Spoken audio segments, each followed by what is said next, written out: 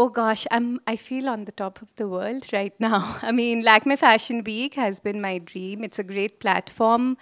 Uh, it was mostly to reach out to more and more people and, tell them about Orissa Weaves, which is a gold mine of textiles. Vriksh has been working there for 10 years. And we have been innovating mostly with tussar silks in Ikat and Jala traditional weaves, contemporizing the textures, the designs, and of course the drapes, as you mentioned. But making sure that the cultural significance of the textiles remain intact.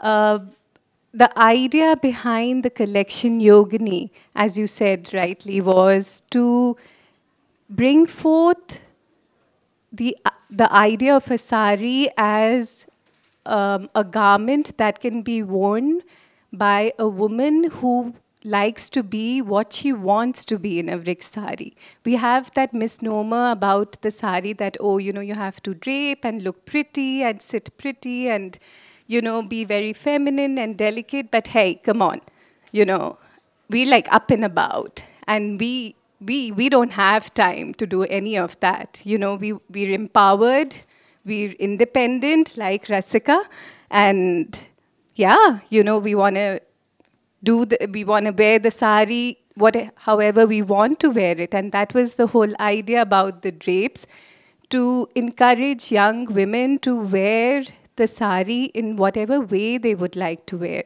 And we've been researching on traditional Orissa drapes as well, which we've contemporized over the years, as you could see in the show. Rasika, how was it like with all of keeping all of that ideology and all of that inspiration that Gunjan wanted to get on stage? What was it like walking down the runway? Because you looked absolutely stunning. You look beautiful, actually.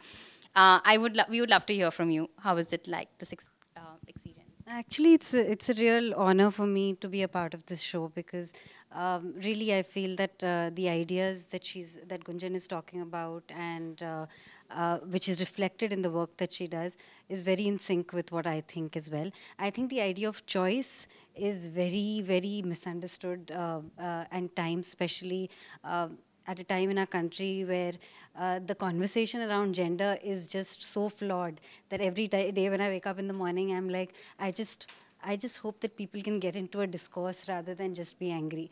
And and those are really some of the ideas that I have tried to speak about every time I get an opportunity to, where the understanding that choice can mean to rebel or can mean to conform, that choice actually means free will. It does not mean that you have to break away from tradition. It can mean that you can stick to tradition as well. It can mean that you choose to do anything, and that you have the ability that society provides a platform for you to be able to think for yourself.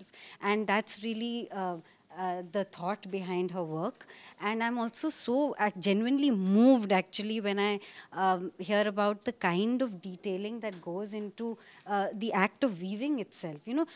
I mean, this is another level, I have to say. What she's doing is completely another level. But just whenever I meet weavers, in fact, when I go for shoots to smaller towns, I try and sort of, go to places which are sort of making the clothes that place is known for. And just the act of weaving is just such an intimate process that I just feel like it moves me also, And I just feel like I'm no artist at all compared to those people. So it makes me feel very small as an artist, which is a very good space to always be in as an artist, because then there's room to grow.